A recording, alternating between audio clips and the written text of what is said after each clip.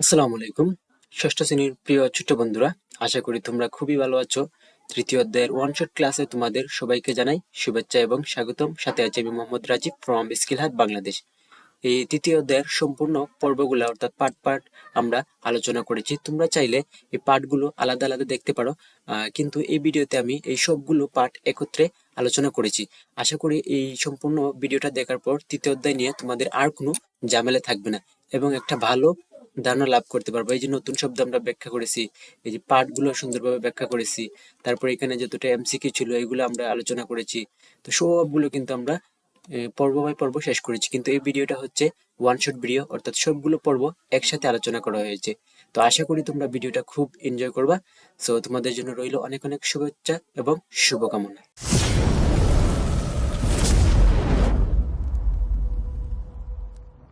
নাম হচ্ছে তথ্য ও যোগাযোগ প্রযুক্তির নিরাপদ ব্যবহার।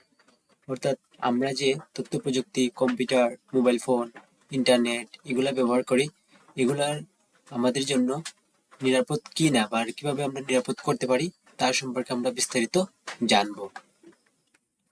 তো এই অধ্যায় শেষে আমরা কি কি জানতে পারবো এটা একটু দেখি। এই যে তথ্য ও যোগাযোগ প্রযুক্তি, কিছু কিছু যন্ত্রপাতি কেমন করে সুরক্ষা করা যায় তা ব্যাখ্যা করতে পারবো। তারপর হচ্ছে তথ্য ও যোগাযোগ প্রযুক্তি নিরাপদ ব্যবহারের বিষয়টি ব্যাখ্যা করতে পারবো।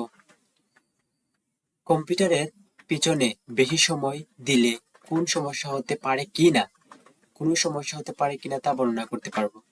তো এর দায় শেষে আমরা এগুলো জানতে পারবো। তো চলো আমরা এখন পার্টে চলে যাই। তো পার্ট একে কি বলছে যে তথ্য ও যোগাযোগ প্রযুক্তির নিরাপদ ব্যবহার।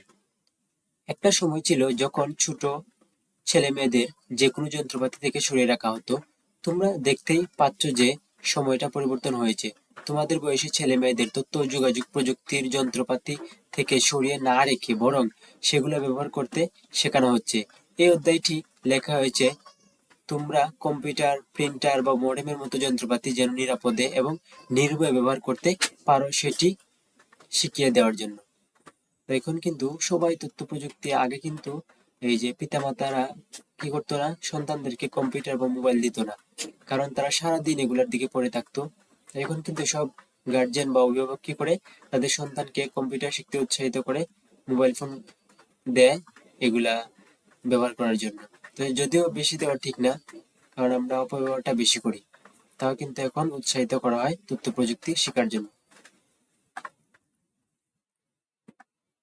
যারা কম্পিউটার তৈরি করে তারা জানে আজকাল শুধু বড় মানুষই নয়, ছোটরাও কম্পিউটার ব্যবহার করে। তাই সব কম্পিউটারই তৈরি করা হয় যেন এটি ব্যবহার করে কারো কোনো বিপদ বা স্বাস্থ্য ঝুঁকি না থাকে। কম্পিউটারের একমাত্র যে বিষয়টি নিয়ে সবারই একটু সতর্ক থাকা দরকার সেটি হচ্ছে তার বৈদ্যুতিক সংযোগ। ডেস্কটপ কম্পিউটারকে সব সময় বৈদ্যুতিক সংযোগ দিতে হয়, আর ল্যাপটপ কম্পিউটারকে তার ব্যাটারি চার্জ করার সময় বৈদ্যুতিক সংযোগ দিতে হয়। তো এটা আমরা জানি যে ল্যাপটপ যখন আমরা চার্জ থাকলে আমরা ল্যাপটপ ইউজ করতে পারি, আর চার্জ না থাকলে আমরা ল্যাপটপ ইউজ করতে পারি না। তো আমরা অনেক সময় আবার ল্যাপটপ চার্জে লাগিয়ে ইউজ করি। তো ল্যাপটপে সব সময় প্লাগ ইন করার প্রয়োজন হয় না, কিন্তু আমরা যখন এই যে ডেস্কটপ চালাই তখন কিন্তু আমাদের বৈদ্যুতিক সংযোগ বাধ্যতামূলক, এটা ছাড়া আমরা ডেস্কটপ চালাইতে পারি না। তো এই কথাটাই বলছে এখানে। বিদ্যুতের ভোল্টেজ 50 ভোল্টের বেশি হলে আমরা সেটা অনুভব করি। এই যে কত ভোল্টেজের বেশি হলে, ভোল্টের বেশি হলে 50 ভোল্টের বেশি হলে আমরা কি বিদ্যুৎ অনুভব করি, অর্থাৎ শক, যেটাকে আমরা শক বলি, শক অনুভব করি। আমাদের দেশের বিদ্যুৎ প্রবাহের ভোল্টেজ 220 ভোল্টেজ। এটা কিন্তু সব দেশে সমান না, আমাদের দেশে 220, কিন্তু অন্যান্য দেশে দেশ ভেদে এটার পার্থক্য বা ভিন্নতা আছে। কাজেই কোনোভাবে বিদ্যুতের তার আমাদের শরীর স্পর্শ করলে আমরা ভয়ানক বিদ্যুতের শক অনুভব করি। যেখানে 50 ভোল্টেই আমরা বিদ্যুতের অনুভব করি, সেখানে আমাদের দেশের বিদ্যুতের ভোল্ট কত, 120 ভোল্ট। তখন আমাদের তখন আমরা কি পরিমাণ শক খাবো কারেন্টে, এটা তোমরা বুঝতে পারতে চাই। তাই আমরা যখন ডেস্কটপ ইউজ করার সময় বিদ্যুতের সংযোগ দিব, তখন আমাদেরকে একটু লক্ষ্য রাখতে হবে। আমাদের হৃৎপিণ্ডের স্পন্দন করতে বা আমাদের মাংস পেশি ব্যবহার করে হাত পা নাড়াচাড়া করার জন্য আমাদের মস্তিষ্ক থেকে স্নায়ুর ভেতর দিয়ে সংকেত পাঠানো হয়। তোমরা শুনলে অবাক হয়ে যাবে, এগুলো বৈদ্যুতিক সংকেত এবং এর পরিমাণ খুবই অল্প। কেউ যখন বৈদ্যুতিক শক খায় তখন তার শরীরের ভেতর দিয়ে অনেক বেশি বিদ্যুৎ প্রবাহিত হয়। মস্তিষ্ক থেকে পাঠানো ছোট সংকেতগুলো তখন সেই বড় বিদ্যুৎ প্রবাহের নিচে চাপা পড়ে যায়। সেই জন্য যখন কেউ বিদ্যুতায়িত হয় তখন সে তার হাত পা নাড়াতে পারে না। বেশিক্ষণ হলে তার হৃদস্পন্দন থেমে যেতে পারে। সেই জন্য বিদ্যুৎ সংযোগকে কখনো হেলাফেলা করে নিতে হয় না। বিদ্যুৎ ছাড়া আমরা আজকাল এক মুহূর্ত থাকতে পারি না। সব সময় বিদ্যুৎ ব্যবহার করতে হয়। কিন্তু আমাদের লক্ষ্য রাখতে হবে আমরা যেন ঠিক করে এটা ব্যবহার করি। সব সময় যেন সঠিক সকেটে সঠিক প্লাগ ব্যবহার করে বিদ্যুৎ সংযোগ নেই। আমরা কখনো খোলা তারের প্লাস্টিক সরিয়ে প্লাগে ঢুকিয়ে বিদ্যুৎ সংযোগ দেব না। শুধু তাই নয়, কাউকে এরকম করতে দেখলে বাধা দিব। তো কোন বিষয়টার কথা বলছে এখানে, নিচে মনে হয় এটার চিত্র দেওয়া আছে। আমি যদি এই যে এখানে এটা বলছে কি, এই যে এখানে এটা কিন্তু এলাও না, এটা গ্রহণযোগ্য না। তোমাকে এই যে এইরকম হলে সবার জন্য সুবিধা। তো কেউ যদি এরকম ভাবে ইউজ করে আমরা নিজে ইউজ করবো না, এবং অন্য কেউ যদি ইউজ করে তাকে নিরুৎসাহিত করবো বা করতে দিব না। বিদ্যুতের সংযোগের বিষয়টি ঠিক করা হলে কম্পিউটার আর মাত্র একটি বিষয়, একটু সতর্ক থাকা ভালো। আমরা আগেই বলেছি কম্পিউটারের প্রসেসর অনেক গরম হতে পারে বলে আজকাল সেগুলো উপর আলাদা ফ্যান বসাতে হয়।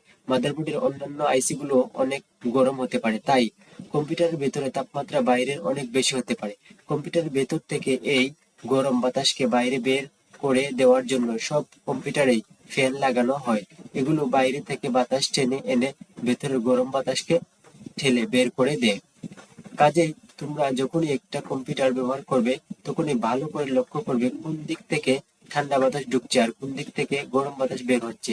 সব সময় নিশ্চিত করবে যেন বাতাস ঢোকার এবং বের হওয়ার পথ কোনোভাবেই বন্ধ না হয়ে যায়। যদি বন্ধ হয়ে যায় তাহলে কম্পিউটারটা খুব বেশি গরম হয়ে যাবে এবং গরম হয়ে কাজ করবে না বা নষ্ট হওয়ার সম্ভাবনা থাকবে। শুধু একটি বিষয় লক্ষ্য করলেই দেখবে তোমার কম্পিউটার তুমি দীর্ঘদিন ব্যবহার করতে পারবে। এই যে কম্পিউটার কিন্তু সবাই চালায় বা ইউজ করে, কিন্তু এই যে কম্পিউটারের যত্ন কিন্তু সবাই নিতে পারে না। এই খুঁটিনাটি বিষয়গুলো যদি তুমি ভালো করে জানো তাহলে তোমার কম্পিউটারটা তুমি দীর্ঘদিন চালাইতে পারবে বা ইউজ করতে পারবে। তোমরা হয়তো শুনে থাকবে কেউ কেউ বলে যে কম্পিউটার ব্যবহার করার জন্য ঘরের ভেতর এয়ার কন্ডিশনার লাগিয়ে ঘরটাকে ঠান্ডা রাখতে হয়। এই কথাগুলো একেবারেই ঠিক নয়। এইটা সবার ঘরে কি আর এয়ার কন্ডিশনার থাকে? এটা একবারেই ঠিক না। যে তাপমাত্রা তুমি সহ্য করতে পারবে তোমার কম্পিউটার তার থেকে অনেক বেশি তাপমাত্রা সহ্য করতে পারবে। তো এই চিত্রটা আশা করি বুঝতে পারতেছো কোন এই যে এখানে কি বলতে যে ঝুঁকি বা বিপজ্জনক বৈদ্যুতিক সংযোগ, সঠিক ও নিরাপদ বৈদ্যুতিক সংযোগ। এটা এই যে এটা হচ্ছে একটা ফ্যান। এই যে মাদারবোর্ডের যে প্রসেসরকে ঠান্ডা করার জন্য আমরা এটা ব্যবহার করে থাকি। কম্পিউটারের প্রসেসরকে ঠান্ডা করার জন্য তার উপর ফ্যান লাগানো থাকে। এই ফ্যানের নিচে কিন্তু প্রসেসর থাকে। কম্পিউটারে বাতাস প্রবাহ যেন ঠিক সঠিক থাকে সেটা ঠিক রাখতে হবে। এই যে তার জন্য আমরা পাওয়ার সাপ্লাই যে এটা ইউজ করি। ওকে, তো নতুন শব্দ কি শিখলাম? এই যে ভোল্টেজ, স্নায়ু, প্লাগ আর সকেট। তো এগুলো নিয়ে এখন আমরা একটু বিস্তারিত দেখি। এই যে নতুন শব্দ কি? এই যে নতুন শব্দ কি? ভোল্টেজ, স্নায়ু, প্লাগ ও সকেট। এই চারটা জিনিস কি? তো ভোল্টেজ কি? ভোল্টেজ হলো দুটি পয়েন্টের মধ্যে বিদ্যুতের বিভব পার্থক্য। দুটি পয়েন্ট, এই যে একটা পয়েন্ট আর এই যে একটা পয়েন্ট, দুটি পয়েন্টের বৈদ্যুতিক বিভব পার্থক্য হলো কি ভোল্টেজ। এটি নির্ধারণ করে কতটা চাপ দিয়ে বৈদ্যুতিক চার্জ প্রবাহিত হবে। তো সহজভাবে বললে ভোল্টেজ মানে হলো বিদ্যুতের চলাচলের জন্য চাপ বা রাস্তা। বিদ্যুৎ যে লাইন দিয়ে বা যে রাস্তা দিয়ে চলাচল করে সেটাই হচ্ছে ভোল্টেজ। তারপর হচ্ছে প্লাগ ইন। এই যে প্লাগ ইনটা দেখতে পাইতেছো, প্লাগ, এই যে প্লাগ। তো প্লাগ ইন কি? প্লাগ কাকে বলে? প্লাগ হলো একটি বৈদ্যুতিক ডিভাইস যা বিদ্যুতের যন্ত্রকে বিদ্যুৎ সংযোগ করে। বৈদ্যুতিক ডিভাইস যা বিদ্যুৎ সংযুক্ত করে। এটা কি? এই যে এটি সাধারণত একটি তারের সঙ্গে যুক্ত থাকে এবং দেয়ালের সকেটে ঢুকানো হয়। যে সকেটে, এই যে এখানে সকেটে কি কি ঢুকানো হয়েছিল এখানে, এই যে এটা সকেটে ঢুকানো হয়েছিল। ওকে, তো এর মাথায় সাধারণত 2 বা 3টি ধাতব পিন থাকে। এই যে দেখো আমার এখানে, এই যে এখানে আছে একটা পিন, দুইটা পিন। অনেক সময় অনেক সময় কি থাকে, এটা আবার 3 পিনেরও থাকে, এটা আবার কি থাকে, 3 পিনের থাকে, 3 পিনের হয়ে থাকে। ওকে, প্লাগ হলো এমন একটি জিনিস যা আপনি বিদ্যুৎ নিতে সকেটে ঢুকান। এই যে আমি, এই যে এটা কিন্তু একটা প্লাগ। ওকে, এই যে এটা কিন্তু একটা, এই যে এটা কিন্তু, এই যে এটা একটা প্লাগ। তো এটা, এই যে এটার নাম হচ্ছে সকেট। এই যে সাদা সাদা অংশটুকু, এটা হচ্ছে একটা সকেট। সকেটের ভিতরে আমি প্লাগ ঢুকাইছি বিদ্যুৎ নেওয়ার জন্য। তারপর হচ্ছে যে স্নায়ু। স্নায়ু বলতে আমরা মানুষের স্নায়ু যেভাবে বুঝি, স্নায়ু বলতে বোঝানো হয় বৈদ্যুতিক তার যা বিদ্যুৎ পরিবহন করে। বৈদ্যুতিক তার যা কি করে, বিদ্যুৎ পরিবহন করে। এটি বিদ্যুৎকে এক জায়গা থেকে আরেক জায়গায় নিয়ে যায়। এই যে স্নায়ু, স্নায়ু বলতে বৈদ্যুতিক তারকে বোঝানো হয়েছে। এটি সাধারণত তামা বা অ্যালুমিনিয়াম দিয়ে তৈরি হয়। বাইরে প্লাস্টিক কভার থাকে, তাই আমরা শক খাই না আর কি। তো এটি মানুষের স্নায়ুর মতো কাজ করে, সিগন্যাল বহন করে। এই যে আমাদের শরীরের অনুভূতি জায়গাকে, এই যে স্নায়ু। তো এই যে বিদ্যুৎ কি করে, বিদ্যুতের স্নায়ু বলতে এটি মানুষের স্নায়ুর মতো কাজ করে এবং সিগন্যাল বহন করে। এখানে কি বহন করে, সিগন্যাল বহন করে। তারপর সকেট, সকেট তো বুঝে গেছো কোনটা সকেট। এই যে এটা হচ্ছে একটা সকেট। এটা ফ্রিজের লাইনে আমরা দেখতে পাই বেশিরভাগ। তিনটির সাথে সম্পর্ক, প্লাগ ঢুকানো হয় সকেটে। ওকে, প্লাগ ঢুকানো হয় সকেটে। এই সকেট কি, সকেট হলো একটি যন্ত্র যা দেয়ালে লাগানো থাকে এবং যেখানে প্লাগ ঢুকানো যায় বিদ্যুৎ পাওয়ার জন্য। তো সকেট ভিতরে বিদ্যুৎ সংযোগ থাকে যা প্লাগের পিনের মাধ্যমে ডিভাইসে বিদ্যুৎ দেয়। সকেট হলো বিদ্যুৎ পাওয়ার দরজা। সকেট কি, বিদ্যুৎ পাওয়ার দরজা। আর প্লাগ হলো সেই দরজার চাবি। দেখছো কত সুন্দর রিলেট করছি বিষয়টা। তিনটির সাথে প্লাগ ঢুকানো হয় সকেটে, স্নায়ু সংযোগ করে ডিভাইস বা প্লাগে, ভোল্টেজ তৈরি করে বিদ্যুৎ প্রবাহ, ভোল্টেজ তৈরি করে কি, বিদ্যুৎ প্রবাহ, যা এই সব মাধ্যমে চলে ডিভাইস পর্যন্ত। তারপরের পার্ট যদি আমরা পড়ি, পরের পার্টে কি বলছে, পার্ট 2। তো এই যে পার্ট 2, আইসিটি যন্ত্রপাতি রক্ষণাবেক্ষণ। অর্থাৎ আমরা আইসিটি যন্ত্রপাতি কিভাবে রক্ষণাবেক্ষণ করব। যারা গাড়ি চালায় তাদের কিছুদিন পর পর গাড়ির ইঞ্জিন অয়েল পাল্টাতে হয়। যদি ঠিক করে রক্ষণাবেক্ষণ না হয় তাহলে গাড়িটি খুব তাড়াতাড়ি নষ্ট হবে, তাই না? এটা জীবন যাত্রীর জন্য যেমন বিপজ্জনক হয়ে উঠতে পারে, গাড়ির মতো অনেক যন্ত্রপাতিকে খুব ভালো করে নিয়মিত রক্ষণাবেক্ষণ করতে হয়। আমাদের খুব সৌভাগ্য যে কম্পিউটারে সেই রকম রক্ষণাবেক্ষণ করতে হয় না। তারপরও তোমরা যদি কিছু ছোটখাটো বিষয় লক্ষ্য রাখো, দেখবে তোমাদের কম্পিউটার দীর্ঘদিন তোমাদের সঙ্গী হয়ে থাকবে। মনিটর পরিষ্কার, এই যে আমরা যে আউটপুট দেখতে পাই, কোথায় দেখতে পাই, মনিটরে। তো মনিটর কিভাবে পরিষ্কার করবা, আজকাল বেশিরভাগ কম্পিউটারের মনিটর এলসিডি বা এলইডি মনিটর, এবং এই ধরনের মনিটর তোমাদের পরিষ্কার করার চেষ্টা না করাই ভালো।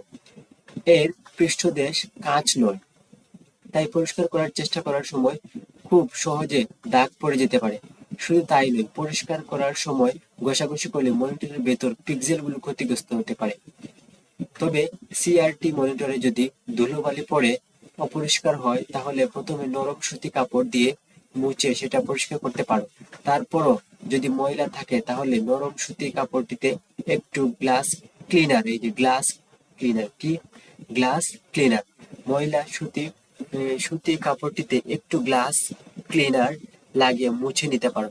যদি গ্লাস ক্লিনার না থাকে তাহলে 1 গ্লাস পানিতে 1 চামচ ভিনেগার দিয়ে সেটাকে গ্লাস ক্লিনার হিসেবে ব্যবহার করতে পারো। তো যদি তোমার কাছে গ্লাস ক্লিনার না থাকে তখন তুমি নিজে কি গ্লাস ক্লিনার বানিয়ে এটা কি করতে পারো, তোমার কম্পিউটারের মনিটরটা পরিষ্কার করতে পারো।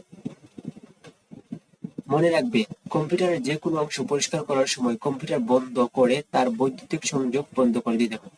অবশ্যই সব ধরনের বৈদ্যুতিক সংযোগ কি করে দিবা, বন্ধ করে দিবা, আদারওয়াইজ তুমি শক খাইতে পারো। পানি বা তরল, কম্পিউটার ব্যবহার করার সময় তার খুব কাছাকাছি পানি বা কোনো তরল ড্রিঙ্কস রাখা ভালো। হঠাৎ করে হাত লেগে সেটি যদি তোমার কম্পিউটারের উপর পড়ে যায় তাহলে সেটা তোমার কম্পিউটার ক্ষতি হতে করবে। পানি বা অন্যান্য পানীয় বিদ্যুৎ পরিবাহী কম্পিউটারের ভেতরে ঢুকে গেলে বৈদ্যুতিক সার্কিটগুলো শর্ট সার্কিট হতে পারে। এরকম কিছু হলে সাথে সাথে কম্পিউটার বন্ধ করে দীর্ঘ সময় একটা ফ্যানের নিচে রেখে দাও যেন পানিটুকু শুকিয়ে যায়, অথবা তুমি রোদ্রে দিতে পারো। তারপর হচ্ছে ধুলোবালি। আমাদের দেশে ধুলোবালি একটু বেশি। কম্পিউটারের ফ্যান যখন বাতাস টেনে নেয় তার সাথে ধুলোবালিও টেনে আনতে পারে। ধুলোবালি জমে যদি বাতাস ঢুকার এবং বের হওয়ার পথগুলো বন্ধ হয়ে যায় তাহলে কম্পিউটার বেশি গরম হয়ে উঠতে পারে। তাই মাঝে মাঝে পরীক্ষা করে দেখো সেখানে বেশি ধুলো জমেছে কিনা, জমে থাকলে একটু পরিষ্কার করে নিও। তবে নিচ থেকে কম্পিউটার খুলে কখনো তার ভেতরে পরিষ্কার করতে যেও না। তোমার যদি অভিজ্ঞতা না থাকে তাহলে তুমি নিচ থেকে এগুলা করতে যাও না, তুমি উল্টা নষ্ট করে ফেলবা। তো কিবোর্ড পরিষ্কার গেল। তারপরে এখন আমরা কিবোর্ড দেখবো। আমরা মনিটর পরিষ্কার করার নিয়ম দিচ্ছি। কিবোর্ড পরিষ্কার, কিবোর্ডটি মাঝে মাঝে পরিষ্কার করা ভালো, কারণ হাতের আঙ্গুল দিয়ে এটা ব্যবহার করা হয় বলে এখানে রাজ্যের রোগ জীবাণু জমা হতে পারে। শুকনো নরম সুতি কাপড় দিয়ে কি এগুলো, এই যে একটা কি, এটা হচ্ছে একটা কি, এটা হচ্ছে একটা কি, এটা হচ্ছে একটা কি, মুছে কটন বাড দিয়ে, যে কটন বাড কি দিয়ে কিবোর্ড পরিষ্কার করবো, কটন বাড। আর মনিটর কি দিয়ে বলছিল, যে glass cleaner, glass glass cleaner পরিষ্কার করা যায়। তারপর উল্টো করে কয়েকবার হালকা জাকিয়ে দিলে কিবোর্ডটা মোটামুটি পরিষ্কার হয়ে যাবে। এই কাঠিতে তুলো লাগিয়ে বা কটন বাড দিয়ে পরিষ্কার করে নরম সুতি কাপড় দিয়ে কিবোর্ড মুছে নিতে হয়। তারপর হচ্ছে মাউস পরিষ্কার। মাউস পরিষ্কার, এই যে আজকাল প্রায় সব মাউস অপটিক্যাল মাউস, আলোর প্রতিফলিত হয়ে এটা কাজ করে। তাই মাউসের লেন্স যদি অপরিষ্কার থাকে তাহলে মাউস ঠিক করে কাজ নাও করতে পারে। মাউসটিতে যদি সত্যি ধুলোবালি ময়লা জমা হয়ে থাকে তাহলে কম্পিউটার থেকে খুলে নিয়ে সেটা উল্টো করে যেখানে যেখানে ময়লা জমেছে কটন বাড দিয়ে সেটা পরিষ্কার করে নরম সুতি কাপড় দিয়ে মুছে নাও। এই যে উল্টাইয়া এখানে কি করবা, এটা পরিষ্কার করবে, এই যে কটন বাড দিয়ে। তো এখানে দুইটা মাউসের রং দেখানো হয়েছে, একটা হচ্ছে মেবি এটা ওয়্যারলেস, ব্লুটুথ দিয়ে চলে, আর এটা মেবি ওয়্যার। তো মাউসে যেখানে ময়লা জমে কাঠিতে তুলা লাগিয়ে বা কটন বাড দিয়ে সেটি মুছে নিতে হয়। তারপর নতুন শব্দ আমরা দেখি। নতুন শব্দ কি, এই যে নতুন শব্দ, cotton bud, LCD monitor, pixel, short circuit, vinegar. তো একটা, দুইটা, তিনটা, চারটা, পাঁচটা, এই পাঁচটা নতুন শব্দ আমরা একটু বিস্তারিত দেখি। তো এই যে নতুন শব্দ কি, cotton bud, LCD monitor, pixel, short circuit, vinegar. তো কটন বাড হচ্ছে এক ধরনের ছোট চড়ি যার দুই পাশে তুলা জড়ানো থাকে, অর্থাৎ তুলো দিয়ে যে কটন বাড, আশা করি তোমরা সবাই ছিল। এটি সাধারণত কানে ময়লা পরিষ্কার, ইলেকট্রিক ডিভাইস পরিষ্কার ও প্রসাধনী কাজে ব্যবহৃত হয়। তারপর হচ্ছে এলসিডি, এই যে এলসিডি মনিটর। এলসিডি মানে হলো liquid ক্রাইস্টাল display, liquid ক্রাইস্টাল display, liquid ক্রাইস্টাল display, এটা মনে রাখবা। এলটি হচ্ছে লিকুইড ক্রাইস্টাল, তারপর হচ্ছে ডিসপ্লে। এটি এক ধরনের ফ্ল্যাট ডিসপ্লে প্রযুক্তি যা কম্পিউটার, টিভি, মোবাইল ইত্যাদির স্ক্রিনে ব্যবহৃত হয়। অর্থাৎ এটা কম্পিউটারে ব্যবহৃত হয়, টিভিতে ব্যবহৃত হয়, মোবাইল ফোনে ব্যবহৃত হয়। এলসিডি এলসিডি মনিটর এমন একটি পর্দা যা তরল স্ফটিক ব্যবহার করে ছবি ও ভিডিও প্রদর্শন করে। এটি আগের সিআরটি মনিটরের তুলনায় হালকা, পাতলা ও কম বিদ্যুৎ খরচ হয়ে থাকে। ওকে, তারপর হচ্ছে পিক্সেল। এই যে পিক্সেল, পিক্সেল শব্দটি হচ্ছে পিকচার এলিমেন্ট। এটি হলো ডিজিটাল ছবির ক্ষুদ্রতম বা স্মলেস্ট ইউনিট, ক্ষুদ্রতম একক। অর্থাৎ এই যে আমরা যে ডিসপ্লেটা দেখতে পাইতেছি এই সম্পূর্ণ স্ক্রিন, এটা কিন্তু এক একটা পিক্সেল দিয়ে তৈরি। একটি স্ক্রিনে যতগুলো পিক্সেল থাকে তত ভালো ছবি মান রেজলিউশন হয়। প্রতিটি পিক্সেল একটি নির্দিষ্ট রং ধারণ করে এবং মিলিয়ে পুরো ছবি তৈরি হয়। এই যে এর জন্য পিক্সেলটা পিকচার এলিমেন্ট থেকে আসছে পিক্সেল।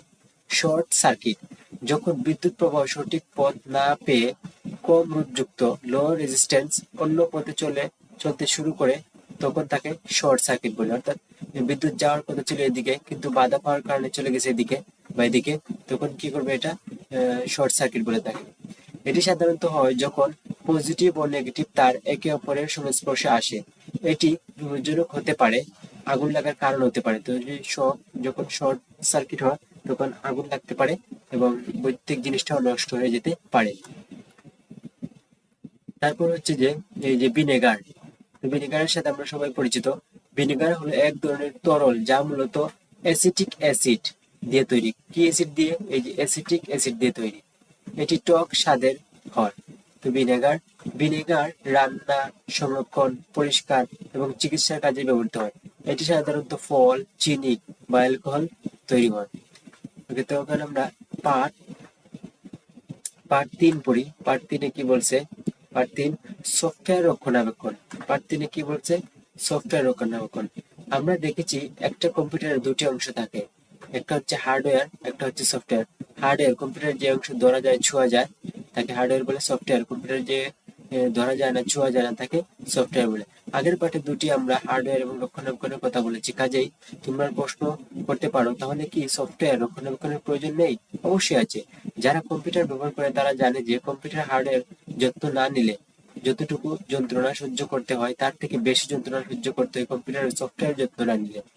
এই যন্ত্রটুকুর কারণ হচ্ছে কম্পিউটার ভাইরাস। এই যে কারণ কি? Computer virus.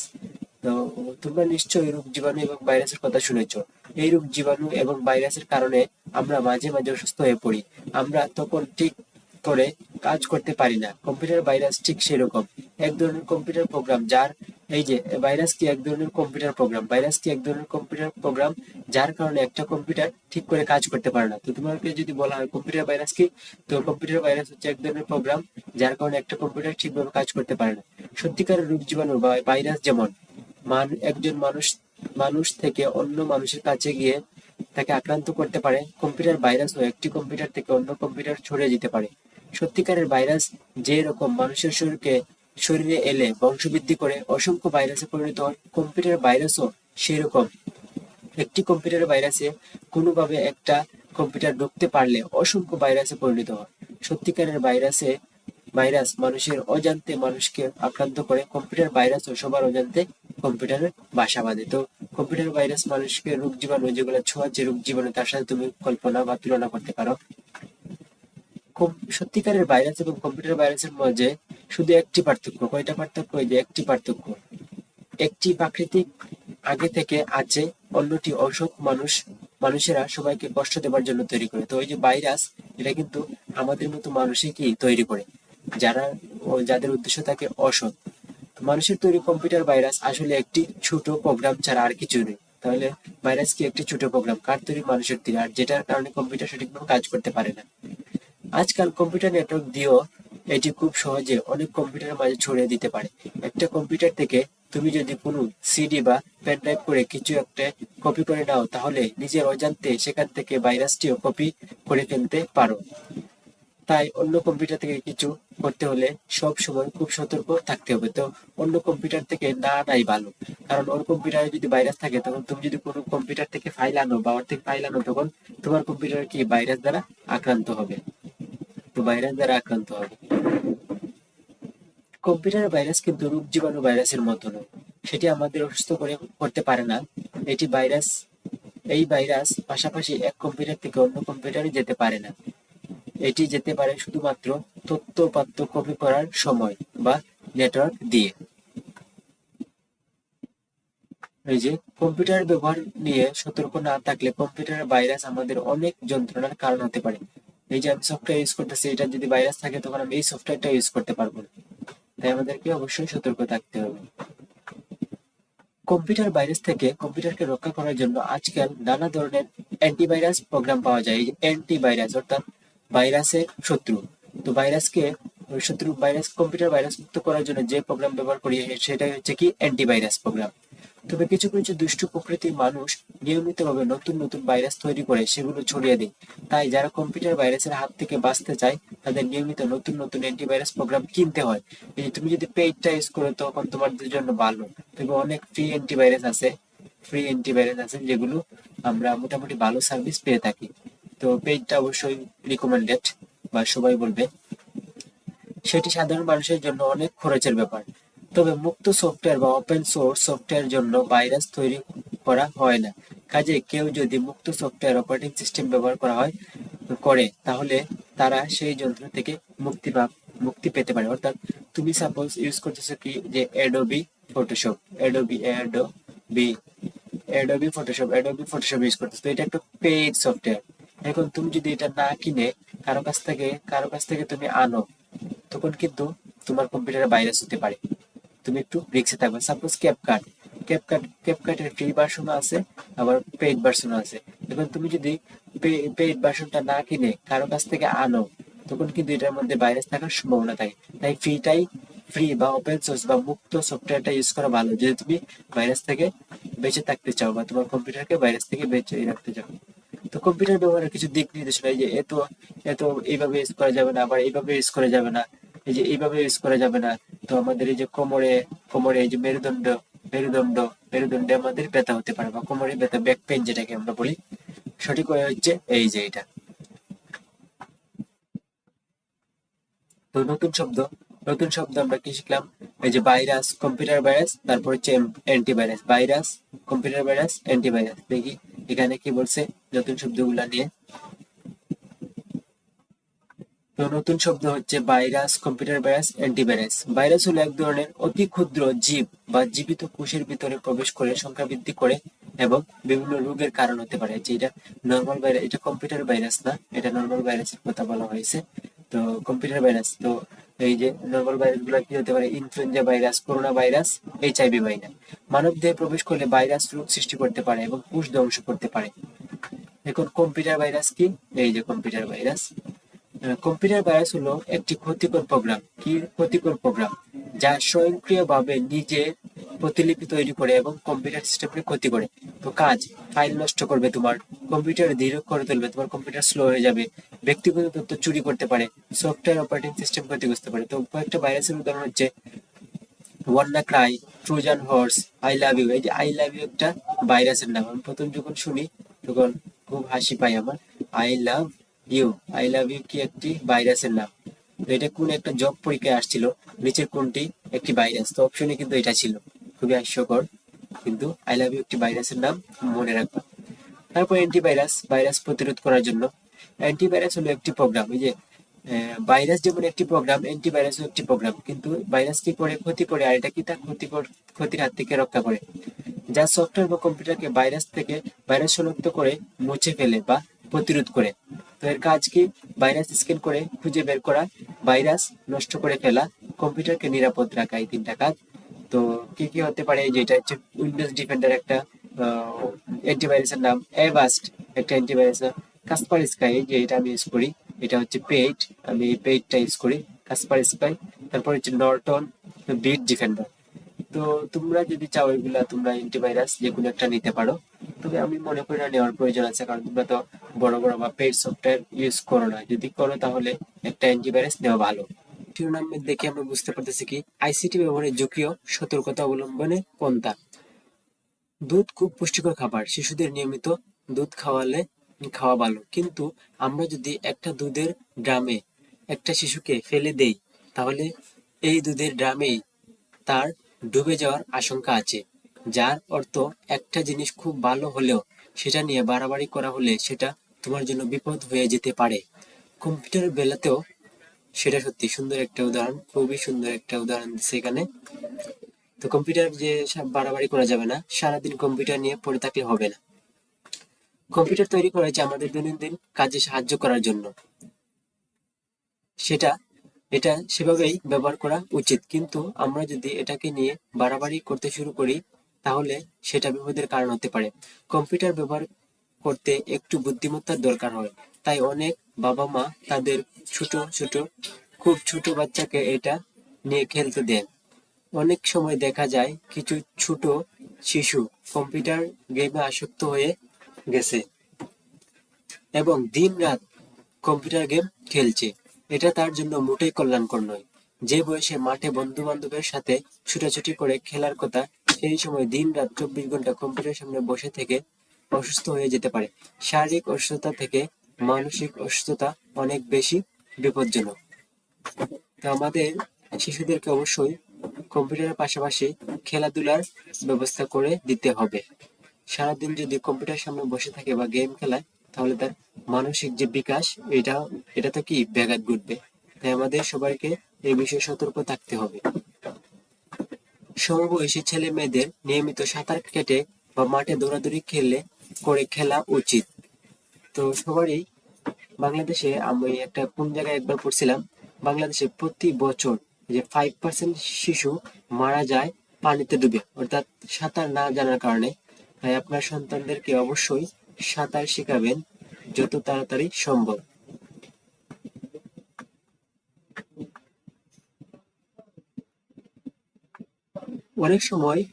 অনেক বেশি সময় কম্পিউটারের সামনে বসে থাকলে শারীরিক সমস্যা শুরু হয়ে যেতে পারে। পিঠে ব্যথা, কোমর ব্যথা, আঙ্গুলে ব্যথা, চোখের সমস্যা, এরকম হতে শুরু করলেও অবাক হওয়ার কিছু নেই। আরেকটু বড় তরুণ তরুণীদের নিয়ে কম্পিউটারের ভিন্ন এক ধরনের সমস্যা দেখা দিয়েছে। একজন মানুষ অন্যজনের সাথে আজকাল কম্পিউটার ব্যবহার করে সামাজিকভাবে যোগাযোগ করতে পারে। সাধারণ খোঁজ খবর নেওয়ার জন্য এটি সহজ একটা পথ হলেও প্রায় সময় দেখা যায় অনেকে এটাকে বাড়াবাড়ি পর্যায়ে নিয়ে যাচ্ছে। অনেকেই মনে করে এটি বুঝি সত্যিকারের সামাজিক সম্পর্ক, তাই মানুষের সাথে মানুষের স্বাভাবিক সম্পর্কের কথা ভুলে যায়। এই ছেলে মেয়েগুলো অনেক সময় অসামাজিক মানুষ হয়ে বড় হতে থাকে। অর্থাৎ কেউ যদি, আমরা অনেক সময় দেখা যায় বাসায় কেউ আসলে আমরা তাদের সাথে কথা বলি না, আমরা কি ইউজ করতে থাকি, মোবাইল ইউজ করতে থাকি বা কম্পিউটার ইউজ করতে থাকি। তো এই ক্ষেত্রে এক্ষেত্রে কি হয়, আমরা আমাদের বুদ্ধি বা মানুষের সাথে কথা বলার ধরন আমরা বুঝতে পারি না, কার সাথে কিভাবে কথা বলতে হবে। তাই যখন বাড়িতে যখন মেহমান আসে বা আত্মীয় স্বজন আসে, তখন তাদের সাথে আমাদের সময় অতিবাহিত করা দরকার।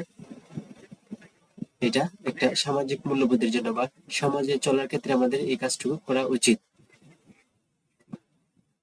তারপর হচ্ছে তথ্য ও যোগাযোগ প্রযুক্তি তুলনামূলকভাবে অনেক নতুন প্রযুক্তি, তাই আমরা এখনো তার পুরো ক্ষমতাটা বুঝে উঠতে পারিনি। একদিকে আমরা তার ভালো কিছু করার ক্ষমতা বুঝতে পারছি, কিন্তু আমাদের নিজেদের অজান্তে এটা যেন আমাদের ক্ষতি করতে না পারে সেটাও দেখতে হবে। তোমরা যারা তথ্য প্রযুক্তি নিজের জীবনে ব্যবহার করবে তারা সময় মনে রেখো, তোমরা যেন প্রযুক্তিটাকে ব্যবহার করো, প্রযুক্তি যেন কখনোই তোমাদের ব্যবহার করতে না পারে। তো প্রযুক্তিকে ব্যবহার করতে আমাদের অনেক সময় দেখা যায় প্রযুক্তি আমাদের কি করে ফেলে, ব্যবহার করে ফেলে। তো এই ব্যবহারের ক্ষেত্রে আমাদের অবশ্যই সতর্ক থাকতে হবে। তো এখানে একটা দলীয় কাজ আছে, এই যে একটা দলীয় কাজ। তারপরে এই যে এখানে দেখতে পাইতেছো কি অবস্থা, এই যে এখানে একটা মশা, এখানে একটা মশার তারপর দেখো এই যে এটা কি ঠিক, এটা তো কি ঠিক না। তারপর এই যে দেখো এখানে ইঁদুর, তো এইরকম প্লাগ ইন করা তো ঠিক না, এখানে একটা প্লাগ রাখতে হবে, তাই না? তো তারপর দেখো এখানে ময়লা, তারপর এই যে কম্পিউটারের চারপাশে কি পড়ে আসে, এই যে তরল জাতীয় জিনিস পড়ে আসে, তো এইগুলোর কারণে কিন্তু কম্পিউটার নষ্ট হয়ে যেতে পারে। এই যে আবার এই যে ইয়াটা রাখা হয়েছে, কোথায় রাখা হয়েছে, এইটা মনিটরের উপরে রাখা হয়েছে। তো কোনো কারণে যদি পড়ে যায় তখন মনিটরের ভিতরে পানি ঢুকতে পারে, ঢুকে কম্পিউটার নষ্ট হয়ে যেতে পারে। তো কম্পিউটারকে সুরক্ষার জন্য এগুলো কম্পিউটার আশেপাশে এগুলো রাখা যাবে না, এই যে ওকে রাখা যাবে না, আর এই প্লাগ ব্যবহার করা যাবে না। এই যে এগুলো পরিষ্কার করতে হবে, এগুলো পরিষ্কার পরিচ্ছন্ন রাখতে হবে। টাওয়ালটা দিয়ে সুন্দর করে ঘুরে রাখলে তো আরো ভালো হয়। ওকে, তো নতুন নতুন কি শিখলাম এখান থেকে, নতুন শিখলাম সামাজিক নেটওয়ার্ক। তো নতুন শব্দ সামাজিক নেটওয়ার্ক। দেখি সামাজিক নেটওয়ার্ক নিয়ে আমাদের এখানে কিছু বলছি কিনা, বলা নাই। এই সামাজিকতা আশা করি বুঝতে পেরেছো। এখন আমরা বহু নির্বাচনী গুলো সমাধান করি। প্রথমটা বলছে আমাদের দেশে বিদ্যুৎ ভোল্টেজ কত, এই যে 220। তারপর 2 নম্বর প্রশ্ন হচ্ছে কম্পিউটার ব্যবহারের ক্ষেত্রে সবাইকে কোন বিষয়ে সতর্ক থাকা উচিত। তো এটা হবে বৈদ্যুতিক সংযোগের বিষয়ে আমাদেরকে সবার সতর্ক থাকা উচিত। 3 নম্বর কোয়েশ্চন, সিআরটি মনিটর পরিষ্কার করার জন্য প্রথমে কি ব্যবহার করা উচিত, এই যে গ্লাস ক্লিনার, কি ব্যবহার করা উচিত, প্রথমে গ্লাস ক্লিনার ব্যবহার করা উচিত। 4 নম্বর প্রশ্ন, আইসিটি যন্ত্রপাতির নিরাপদ ব্যবহার বলতে বোঝায় আইসিটি যন্ত্রপাতির রক্ষণাবেক্ষণ, এটাও ঠিক আছে। স্বাস্থ্য ঝুঁকি এড়িয়ে আইসিটি নিরাপদ ব্যবহার, অবশ্যই আমাদের স্বাস্থ্য সচেতনতা বৃদ্ধি করা উচিত। তারপর হচ্ছে আইসিটি যন্ত্রপাতির ক্ষতির প্রতিরোধমূলক ব্যবস্থা, অবশ্যই আমাদের অ্যান্টিভাইরাস ব্যবহার করা উচিত, অর্থাৎ 1, 2 ও 3। 4-এর উত্তর হবে 4, 1, 2 ও 3। 5 নম্বর কোয়েশ্চন হচ্ছে হার্ডওয়্যার পরিষ্কার করার সময় শুরুতে কোন কাজটি করতে হয়। তো হার্ডওয়্যার পরিষ্কার করার সময় প্রথমে কক্ষের বিদ্যুৎ সংযোগ বিচ্ছিন্ন করা হয়, এটা না। কম্পিউটারের বৈদ্যুতিক সংযোগ বিচ্ছিন্ন করা, অবশ্যই এটা হবে। কম্পিউটারের বৈদ্যুতিক সংযোগও কি করতে হবে, বন্ধ করতে হবে। প্লাস তোমার কম্পিউটার কি করতে হবে, অফ করতে হবে। তো এখানে অফের কথা বলছে, কিন্তু অফ করতে হবে, প্লাস লাইনের সংযোগ কি করতে হবে, বিচ্ছিন্ন করতে হবে। তো 5-এর উত্তর হবে 2। তারপর অনুচ্ছেদটি পড়ো, 6-7 নং প্রশ্নের উত্তর দাও। ভুল করে জানালা খোলা রেখে সালমা মা বাবার সাথে কক্সবাজার বেড়াতে গিয়েছিল। বাসায় ফিরে এসে দেখে তার কম্পিউটারের কিবোর্ড মাউস ঠিক মতো কাজ করছে না। তো প্রথম প্রশ্ন 6 নাম্বার, সালমার কি কম্পিউটারে কিবোর্ড ও মাউস ঠিক মতো কাজ না করার কারণ। কম্পিউটারে অতিরিক্ত ধুলোবালি প্রবেশ, এটা হতে পারে, যেহেতু দরজা জানালা খুলে গেছে ধুলোবালি। কম্পিউটার কক্ষে এয়ার কন্ডিশনার ব্যবহার না করা, এটা না, কারণ এয়ার কন্ডিশনার ব্যবহার করার প্রয়োজন নাই কম্পিউটার চালানোর জন্য। তো এখানে যেহেতু 2 যেখানে আছে সেটা বাদ, অর্থাৎ এখানে 2 আছে এই অপশনটা হবে না, এখানে 2 আছে এই অপশনটা হবে না, এই যে এখানে 2 আছে এই অপশনটা হবে না, অর্থাৎ আনসার হবে 2, অর্থাৎ 1 ও 3। তো সঠিক উত্তর হবে 1 ও 3, 1 ও 3। 7 নম্বর কোয়েশ্চন হচ্ছে যে সালমা তার মাউসটি পরিষ্কার করতে প্রথমে কি ব্যবহার করতে পারে? তো মাউস পরিষ্কার করার জন্য যে কটন বাড কি ইউজ করতে পারে? কটন বাড, অর্থাৎ 7 এর উত্তর হবে 4। তো এই তো ছিল তৃতীয় অধ্যায় নিয়ে। তো তৃতীয় অধ্যায় নিয়ে এখন আমরা কিছু গুরুত্বপূর্ণ পাঠের অংশ, বহু নির্বাচনী এবং কিছু প্রশ্ন দেখব। যদিও তোমাদের অনেক স্কুলে প্রশ্ন এসে থাকে, আবার অনেক স্কুলে প্রশ্ন আসে না, তো এগুলো একটু দেখে নিই। তো পাঠের কিছু গুরুত্বপূর্ণ অংশ, এই যে ভাইরাস। তো ভাইরাস কি? ভাইরাস হলো একটি কম্পিউটার প্রোগ্রাম যা অসৎ উদ্দেশ্যে মানুষ তৈরি করে থাকে। সত্যিকারের রোগ জীবাণু বা ভাইরাসের মতোই এরা কম্পিউটারের অসংখ্য ভাইরাসের জন্ম দেয়। এভাবে একটি ভাইরাস থেকে অনেক ভাইরাস তৈরি হয়ে কম্পিউটারকে কাজ করার অনুপযোগী করে তুলে। পেন ড্রাইভ, সিডি, নেটওয়ার্কের মাধ্যমে ভাইরাস কম্পিউটার থেকে কম্পিউটারে আক্রমণ করে। তারপর হচ্ছে অ্যান্টিভাইরাস। কম্পিউটারের ভাইরাসকে দমন করার জন্য এক ধরনের সফটওয়্যার ব্যবহার করা হয়, তাকে অ্যান্টিভাইরাস বলে। কম্পিউটার ভাইরাসকে দমন করার জন্য এক ধরনের সফটওয়্যার ব্যবহার করা হয়, তাকে অ্যান্টিভাইরাস বলে। এটি কম্পিউটারের ভাইরাস পাওয়া মাত্রই ব্যবহারকারীকে জানায় এবং তা কম্পিউটার থেকে মুছে দেয়। তো অ্যান্টিভাইরাস খুবই দরকার। তারপর হচ্ছে মুক্ত সফটওয়্যার, যেগুলো ফ্রি বা ওপেন সোর্স সফটওয়্যার। এই যে ওপেন সোর্স অর্থাৎ মুক্ত সফটওয়্যার। তো বিভিন্ন সফটওয়্যার তৈরিকৃত প্রতিষ্ঠানগুলো সফটওয়্যার তৈরি করে বিক্রি করার জন্য প্রয়োজনীয় অনেক সফটওয়্যার টাকা দিয়ে কিনে ব্যবহার করতে হয়, তবে অনেক সফটওয়্যার বিনামূল্যে পাওয়া যায়। এই সফটওয়্যারগুলোকে মুক্ত সফটওয়্যার বা ওপেন সোর্স সফটওয়্যার বলা হয়। যদিও পেড দিয়ে অনেক কিছু করা যায়, তবে প্রফেশনাল বা হায়ার প্রফেশনালের ক্ষেত্রে পেইড লাগেই, পেইড হলে খুব ভালো হয়। তারপর হচ্ছে যে সামাজিক নেটওয়ার্ক। সামাজিক নেটওয়ার্ক, তো সামাজিক নেটওয়ার্ক কি? সামাজিক নেটওয়ার্ক তথ্য ও যোগাযোগ প্রযুক্তি ব্যবহার করে একে অপরের সাথে যোগাযোগ করার জন্য বিভিন্ন ধরনের সামাজিক নেটওয়ার্ক ব্যবহৃত হয়। সামাজিক নেটওয়ার্কে নিজের ছবি, নিজের ভালো লাগা, মন্দ লাগা, অনুষ্ঠানাদি, মতামত ইত্যাদি শেয়ার লিঙ্কডইন, টুইটার, এগুলোর মধ্যে ফেসবুক সবচেয়ে জনপ্রিয়, কারণ এটা সবাই ইউজ করে এবং ব্যবহার করা খুবই সহজ। যদি এটার রিভিউ কিন্তু ভালো না, কারণ আমাদের অনেক তথ্য ফেসবুক চুরি করে অন্য কোম্পানির কাছে বিক্রি করে দেয়। বিভিন্ন ধরনের সামাজিক নেটওয়ার্ক সাইট হলো ফেসবুক, লিঙ্কডইন, টুইটার। এই যে লিঙ্কডইন হচ্ছে একটা প্রফেশনাল জায়গা, যেখানে কোনো আনাড়ি মানুষ ইউজ করে না। এটা হচ্ছে সব যারা খুবই এক্সপার্ট তারা কিন্তু লিঙ্কডইনটা ইউজ করে। তারপর টুইটার, এটা অনেক ভালো একটা সামাজিক যোগাযোগ মাধ্যম। এদের মধ্যে ফেসবুক সব থেকে জনপ্রিয়। ফেসবুক জনপ্রিয়তার কারণ হচ্ছে সবাই ইউজ করে এটা, তো একে অপরকে সহজেই পায়, তাই এটা ইউজ করে। বাট ফেসবুক কিন্তু হাই সিকিউরিটি না, এটার সিকিউরিটি অনেক লো। ওকে, তো ফেসবুকে তোমার জীবনের বিস্তারিত তথ্য না দেওয়াই ভালো। একটি গুরুত্বপূর্ণ পুনরূপ, এই যে এলসিডি ছিল এই পার্টে, লিকুইড ক্রাইস্টাল ডিসপ্লে। তারপর ছিল এলইডি। এলইডি আমরা সবসময় শুনে থাকি লাইট ইমিটিং ডিওড, লাইট ইমিটিং ডিওড। তারপর সিআরটি মনিটর, এই যে ক্যাথোড রে টিউব। তারপর হচ্ছে ভাইরাস, এই যে ভাইরাসের মিনিংটা মনে রাখবা, এইটা খুবই খুবই খুবই ইম্পর্টেন্ট, খুবই খুবই ভাইরাস। এই যে বিতে হচ্ছে ভাইটাল, এই যে বিতে হচ্ছে ভাইটাল, আইতে হচ্ছে ইনফরমেশন, তারপর আরতে হচ্ছে রিসোর্সেস, ইউতে হচ্ছে আন্ডার, আর এসতে হচ্ছে সিজ, অর্থাৎ ভাইটাল, ইনফরমেশন, রিসোর্সেস, আন্ডার, সিজ। তো এই পাঠের কিছু গুরুত্বপূর্ণ প্রশ্ন এখন আমরা দেখব, যে প্রশ্নগুলো খুবই গুরুত্বপূর্ণ। তো প্রশ্ন 1, সফটওয়্যার রক্ষণাবেক্ষণের একটি উপায় লিখো। তো এই যে উত্তর, কম্পিউটার পরিচালনায় সফটওয়্যার খুবই প্রয়োজন, তাই এই সফটওয়্যার রক্ষণাবেক্ষণ জরুরি।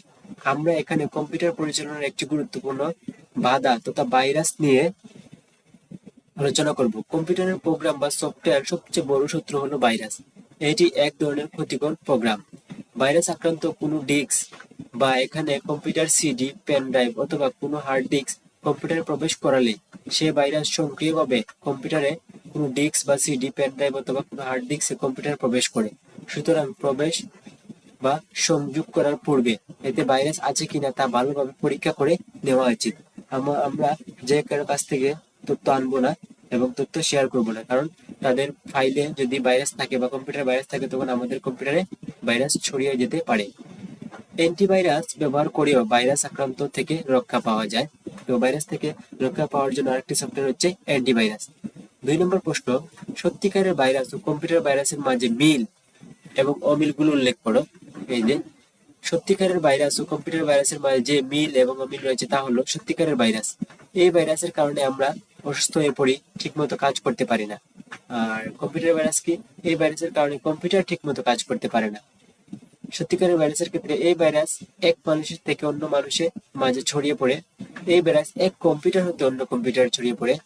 সত্যিকারের ভাইরাস কি হয়, এই ভাইরাস মানুষের শরীরে প্রবেশ করে বংশবৃদ্ধি করে। এই ভাইরাস কম্পিউটারে অসংখ্য ভাইরাসের জন্ম দেয়। এই প্রশ্নটাও ভালো ইম্পর্টেন্ট। তারপর হচ্ছে প্রশ্ন 3, কম্পিউটার গেমস এর ক্ষতিকর প্রভাব উল্লেখ করো। যে আমরা অতিরিক্ত কম্পিউটার যদি গেমস খেলি কম্পিউটারে তখন আমাদের কি ক্ষতিকর প্রভাব ফেলতে পারে তার সম্পর্কে বলছে। কম্পিউটার ব্যবহার করতে একটু বুদ্ধিমত্তা দরকার হয়, তাই অনেক বাবা মা তাদের খুব ছোট বাচ্চাকে এটা নিয়ে খেলতে দেন। অনেক সময় দেখা যায় কিছু ছোট শিশু কম্পিউটার গেমে আসক্ত হয়ে গেছে এবং দিনরাত কম্পিউটার গেম খেলছে। মানুষ যেভাবে মাদকে আসক্ত হয়ে যায় এবং নেশা থেকে বের হতে পারে না, কম্পিউটার গেমস খেলার ক্ষেত্রে অনেক সময় সেটা ঘটে যায়। তখন একটা ছোট বাচ্চা কম্পিউটার গেম থেকে বের হতে পারে না। যে বয়সে মাঠে বন্ধু বান্ধবের সাথে ছুটাছুটি করে খেলার কথা, সেই সময় দিন রাত 24 ঘন্টা কম্পিউটারের সামনে বসে থেকে সে অসুস্থ হয়ে যেতে পারে। শারীরিক অসুস্থতা থেকে মানসিক অসুস্থতা অনেক বিপজ্জনক। আমরা দেখে থাকি যে আজকাল অনেক ছোট বাচ্চারা কি করে চশমা ইউজ করে, কারণ এই যে এই কম্পিউটার মোবাইল বা টিভির সামনে সারাদিন বসে টিভি দেখে বাইরে খেলাধুলা করতে যায় না, যার কারণে ওরা চোখের সমস্যা, বিভিন্ন শারীরিক সমস্যা তৈরি হয়। তো কম্পিউটার বেশি ব্যবহার করতে দেওয়া যাবে না বাচ্চাদেরকে। 4 নম্বর কোয়েকশন, অতিরিক্ত কম্পিউটারের ব্যবহার ছেলে মেয়েদের অসামাজিক করেছে, ব্যাখ্যা করো। অবশ্যই অসামাজিক করেছে। কম্পিউটার তৈরি করা হয়েছে আমাদের দৈনন্দিন কাজে সাহায্য করার জন্য, এটা সেভাবেই ব্যবহার করা উচিত। কিন্তু আমরা অনেকেই এটাকে নিয়ে বাড়াবাড়ি করতে শুরু করি। আজকাল তরুণ তরুণীদের নিয়ে কম্পিউটারে ভিন্ন এক ধরনের সমস্যা দেখা দিয়েছে। একজন মানুষ অন্যজনের সাথে আজকাল কম্পিউটার ব্যবহার করে সামাজিক যোগাযোগ করতে পারে। সাধারণ খোঁজ খবর নেওয়ার জন্য এটি সহজ একটা পথ হলেও প্রায় সময় দেখা যায় অনেকেই এটাকে বাড়াবাড়ি পর্যায়ে নিয়ে যাচ্ছে। অনেকেই মনে করে এটি বুঝি সত্যিকারের সামাজিক সম্পর্ক, তাই মানুষের সাথে মানুষের স্বাভাবিক সম্পর্কের কথা তারা ভুলে যায়। এই ছেলে মেয়েগুলো অনেক সময় অসামাজিক মানুষ হয়ে বড় হতে থাকে। এই যে অনেকটা এরকম আমরা আমাদের শহরে যেটা হয় যে এক ফ্লোরের মানুষ আর এক ফ্লোরের মানুষকে চিনি না, কারণ এই যে সবাই সারাদিন ঘরের ভিতরে বন্দি থাকে, তো একজনের সাথে আরেকজনের দেখা হয় না, তো আমরা চিনতেই পারি না, যার কারণে আমাদের মধ্যে সামাজিকতার অভাব দেখা দেয়। তো এই পাঠের কিছু গুরুত্বপূর্ণ বহু নির্বাচনী যেটা তোমাদের সবার জন্য বাধ্যতামূলক হচ্ছে এমসিকিউ, কারণ তোমাদের পরীক্ষা হয়ে থাকে এমসিকিউ আকারে। তো প্রথম প্রশ্ন হচ্ছে, তথ্য যোগাযোগ প্রযুক্তি ব্যবহারে একটু ভুল হলে, অর্থাৎ ভুল হলে কি হতে পারে। এই যে ক নাম্বার, বড় বিপদ হতে পারে। 2 নম্বর, মানুষের মস্তিষ্ক কখন বৈদ্যুতিক শক অনুভব করে। তো এই যে এটা হচ্ছে 2 নম্বর, বিদ্যুৎ প্রবাহের পরিমাণ বেশি হলে। এই যে 50 ভোল্ট হলে আমরা বিদ্যুতের অনুপস্থিত বুঝতে পারি, আর সেখানে আমাদের দেশের বিদ্যুতের ভোল্ট হচ্ছে 120 ভোল্ট। ওকে, তো এটা হবে বিদ্যুৎ প্রবাহের পরিমাণ বেশি হলে। 3 নম্বর হচ্ছে, প্রযুক্তি কখন আমাদের ক্ষতি করতে পারে। সঠিক ব্যবহার না করলে প্রযুক্তি আমাদের কি করতে পারে, ক্ষতি করতে পারে। 4 নম্বর, সুজন ঠিক করলো আজ সে কম্পিউটারের কিছু যন্ত্রাংশ পরিষ্কার করবে। সে কটন বার ব্যবহার করতে পারে। এই যে কটন বার কি কি, এই যে মনিটর মুছতে না, মনিটর মোছার জন্য কটন বার না। তো মাউস ঠিক আছে, আবার কিবোর্ডও ঠিক আছে। তো এটার উত্তর হবে 2 ও 3, কারণ মাউস পরিষ্কারের জন্য গ্লাস ক্লিনার অথবা সুতি কাপড়ের প্রয়োজন। 5 নম্বর কোয়েকশন, মাউসের কোন অংশটি পরিষ্কার রাখা প্রয়োজন। এই যে লেন্স, মাউসের যে লেন্স ছিল, লেন্সটা পরিষ্কার করে রাখা প্রয়োজন। বৈদ্যুতিক শর্ট সার্কিটের অন্যতম কারণ হলো, কারণ কি হতে পারে, পানি, চা, কম্পিউটারের কাছে পান করা, এটা না, এটা সঠিক। তারপর 2 নম্বর হচ্ছে যে পানীয় বিদ্যুৎ পরিবাহী কম্পিউটারে ঢোকা, এটা ঠিক আছে, পানীয় বিদ্যুৎ পরিবাহী কম্পিউটারে ঢোকা। আর 3 নম্বর হচ্ছে ভোল্টেজ প্রোটেক্টর ব্যবহার না করা, যে প্রোটেক্টর প্লাগ ইন ব্যবহার না করা। তো বৈদ্যুতিক শর্ট সার্কিটের অন্যতম কারণ হলো এই যে 2 ও 3, উত্তর হবে 2 ও 3। তারপর 7 নম্বর হচ্ছে প্রায় সব অপটিক্যাল মাউস কিভাবে কাজ করে? আলোর প্রতিফলিত হয়ে। প্রায় সব অপটিক্যাল মাউস কিভাবে কাজ করে? আলোর প্রতিফলিত হয়। তারপর 8 নম্বর কোয়েশ্চেন হচ্ছে সফটওয়্যারের সবচেয়ে বড় শত্রু কোনটি? সফটওয়্যারের বড় শত্রু হচ্ছে এই যে ভাইরাসে আক্রান্ত হলে কম্পিউটার স্লো হয়ে যাবে, কম্পিউটারে অনেক সফটওয়্যার কাজ করবে না, ফাইল খেয়ে দিবে এই ভাইরাসগুলো। তারপর হচ্ছে অতিরিক্ত কিছু এই যেখানে মৌখিক পরীক্ষার জন্য রাখা হয়েছে এগুলা, যদিও তোমাদের মৌখিক পরীক্ষা হয় না, তাও এগুলো একটু জেনে নিও যদি হয়। প্রশ্ন 1, বেশি সময় কম্পিউটারের সামনে বসে থাকলে কি হতে পারে? যে শারীরিক সমস্যা হতে পারে। 2 নম্বর প্রশ্ন, কম্পিউটার সফটওয়্যার সবচেয়ে বড় শত্রু কোনটি? কম্পিউটার সফটওয়্যার সবচেয়ে বড় শত্রু হচ্ছে ভাইরাস।